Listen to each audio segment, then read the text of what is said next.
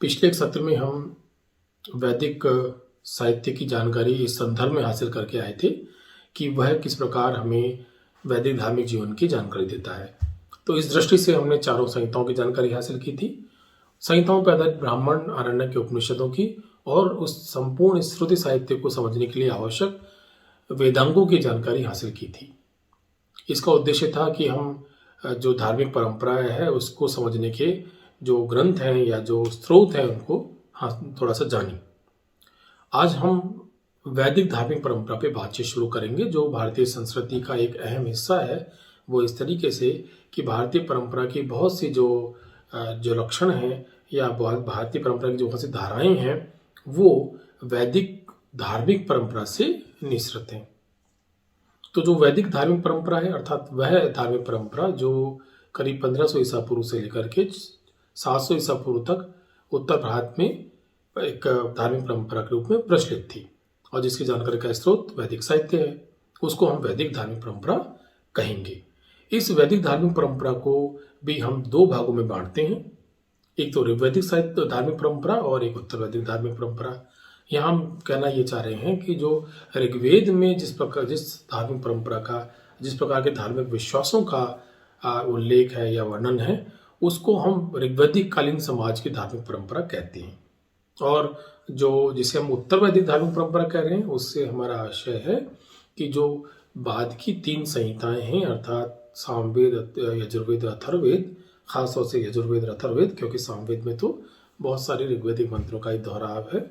ये संहिताएं अर्थात ऋग्वेद और अथर्ववेद खासतौर से और ब्राह्मण आरण्यक के उपनिषद ग्रंथ, इन पे जिस प्रकार के धार्मिक रीति रिवाज या परंपरा का हमें ज्ञान होता है वह उत्तर वैदिक धार्मिक परंपरा कहलाती है। ये दो इसलिए भिन्न भिन्न परंपराएं हैं क्योंकि दोनों में कुछ लाक्षणिक भिन्नताएं भी हैं। ऋग्वैदिक धार्मिक परंपरा कुछ और है और उत्तर वैदिक धार्मिक परंपरा में कुछ भिन्नता हमें उस ऋग्वैदिक धार्मिक परंपरा से नजर आती है। तो सबसे पहले हम ऋग्वैदिक धार्मिक परंपरा को जानेंगे। और ऋग्वेद जो है वो मूलतः एक स्तुति प्रधान ग्रंथ है। ऋचाओं का मतलब ही स्तुति होता है, जैसा कि हम पहले पढ़ आए हैं। तो यहाँ जो ऋग्वैदिक धर्म है वो यज्ञ के माध्यम से या अन्य प्रकार से देवताओं की स्तुति करता है। इस धार्मिक परंपराओं में देवताओं की आराधना है। अब देवता कौन है, इसके लिए एक शब्द का बहुत इस्तेमाल होता है, वो है प्राकृतिक बहुदेववाद। अर्थात ऋग्वेद में प्रकृति की परिघटनाएं हैं उनको पूजा गया है या उनकी आराधना और या स्तुति की गई है या उनका महिमा मंडन देवता के रूप में किया गया है। यदि हम उषा की, मरुत की, वरुण की, इंद्र की स्तुति पाते हैं तो वो मूलतः किसी न किसी प्राकृतिक घटना के प्रतीक, सिंबल या एपिटोम है। अर्थात इसमें प्राकृतिक शक्तियों को ही देवता का उनमें ही प्राकृतिक शक्तियों का ही देवीकरण किया गया है और उनमें देवत्व का आरोपण किया गया है। वैसे यहाँ मूलतः बहुदेववाद है। क्योंकि हमें 33 प्रमुख देवताओं का उल्लेख हमें ऋग्वेद में मिलता है, और भी हैं परंतु 33 प्रधान देवता हैं जिनको 3 स्तरों पे बांटा गया, 3 स्तरों का वर्गीकरण है। तो वो हम आगे देखेंगे। इसमें इसके साथ साथ सर्वोच्च देवतावाद भी है। इसके लिए एक शब्द हीनोथिज्म का बहुत इस्तेमाल हुआ है। मैक्स मुलर ने पहली बार हीनोथिज्म शब्द का इस्तेमाल किया था। इसका मायने ये है कि जिस सूक्त में या जिस ऋचा में जिस देवता विशेष का उल्लेख है वहाँ उसको सर्वोच्च बता दिया गया है। जैसे इंद्र का तो करीब वर्णन करीब 250 ऋचाओं में होता है, तो इंद्र को तो उन सब में शक्तिशाली बताया ही गया है। परंतु यदि उषा को लेकर के 20 ऋचाएं हैं तो उनमें उषा को या उषा का वर्णन भी इस तरीके से है कि मानो उषा ही सर्वोच्च दैवीय शक्ति है।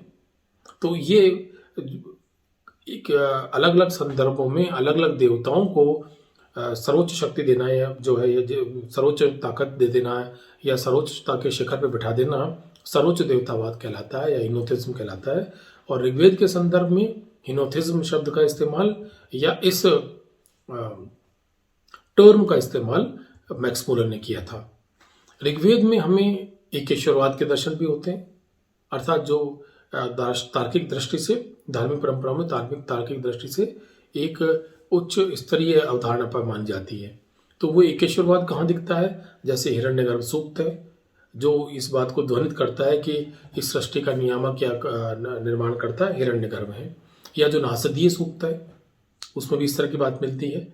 और जो ऋत की कल्पना है, जो एक सृष्टि के नियामक के रूप में सामने आता है। तो ये जो तीन अवधारणाएं हैं वो हमें इस बात को व्यंजित करती हैं कि ऋग्वेद में इस ऋग्वेदिक जो समाज था उसका इस बात में विश्वास था कि जो है एक ही सर्वोच्च देवता है या एक ही देवता है या ईश्वर है जो संसार को चला रहा है।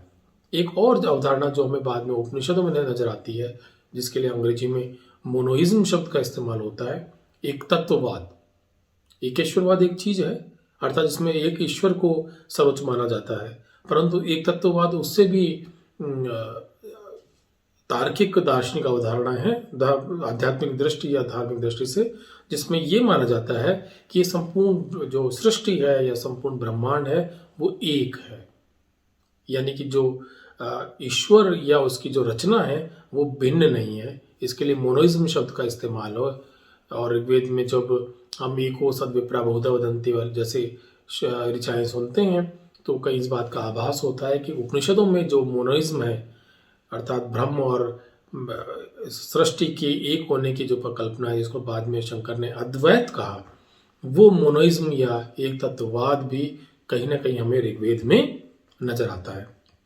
अब हम यदि ऋग्वेदिक देवताओं की बात करें तो जो सेमेटिक धर्म है वहाँ देवता का जो अवधारणा है उसमें किंचित भय का भी समावेश है। उसके पलट हम ऋग्वेद में जो देवता देखते हैं वो दयालु हैं, पिता समान हैं, स्वर्णिम रथों पर सवार होकर आते हैं और वो कृपा या अनुग्रह करने के लिए हैं। देवता का मतलब, देव का मतलब चमकयुक्त होता है, अर्थात जो देवता हैं वो चमकयुक्त हैं या चमकीले रथों पर सवार होकर आते हैं और दयालु हैं। जो तीन वर्गीकरण हैं देवताओं के, वो एक तो पृथ्वी स्थानिक है, एक अंतरिक्ष स्थानिक है और एक ध्येय स्थानिक है। पृथ्वी स्थानिक देवता वो हैं जो पृथ्वी पर दिखाई पड़ते हैं, जिनमें अग्नि है, सोम है, बृहस्पति है, स्वयं पृथ्वी है और समस्त नदियां हैं। जो अंतरिक्ष है वो बीच की स्थिति है, ध्येय और पृथ्वी के बीच में। तो अंतरिक्ष में इंद्र हैं, मरुत हैं, वायु हैं और अग्नि है। फिर जो ध्येय है, जो सर्वोच्च स्थल है या जो आकाश है, उसमें स्वयं ध्येय हैं, वरुण है, सूर्य है, उषा है, अश्विन है, विष्णु है और अग्नि है। अर्थात अग्नि तीनों ही स्तरों के ऊपर एक विद्यमान देवता हमें दिखाई पड़ते हैं। जो ऋग्वेदिक देवता हैं उनमें इंद्र सर्वोच्च है। वो इसलिए है क्योंकि उन इंद्र का सर्वाधिक वर्णन है। इंद्र को करीब 250 ऋचाएं समर्पित हैं और देवताओं का उसको सेनापति कहा गया है। देवासुर संग्राम में उसको पराक्रम के साथ लड़ते हुए दिखाया गया है। इसके अतिरिक्त वो असुरों का हंता है। खासतौर से व्रत हंता के रूप में या पुरंदर के रूप में हम इंद्र को पाते हैं ऋग्वेद में।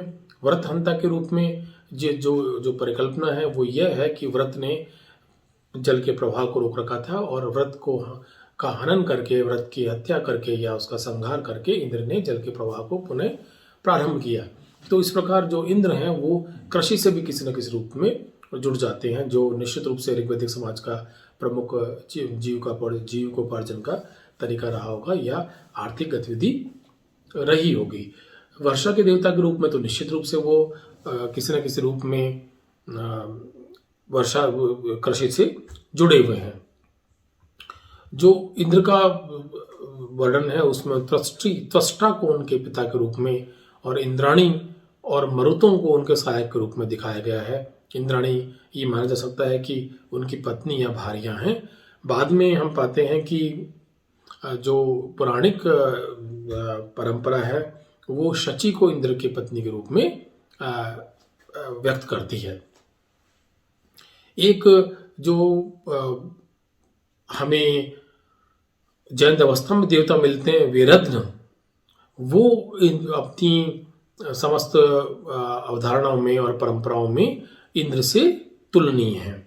तो इंद्र सर्वाधिक महत्वपूर्ण देवता ऋग्वैदिक समाज के हैं और इंद्र को ही ये माना गया है कि वो समृद्धि के द्योतक हैं और इंद्र के कुपित हो जाने से अकाल पड़ते हैं। इंद्र जो है वो संसार और सृष्टि की रक्षा करते हैं और देवताओं को असुरों के विरुद्ध संयोजित करते हैं।